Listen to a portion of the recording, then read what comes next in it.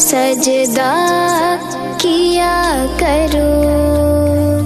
जब दिल हो परेशान तो सजदा किया करो।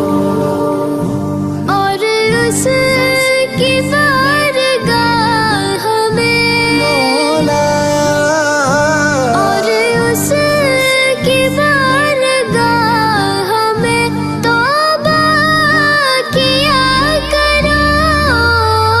जब दिल हो परेशान तो सजदा किया करो।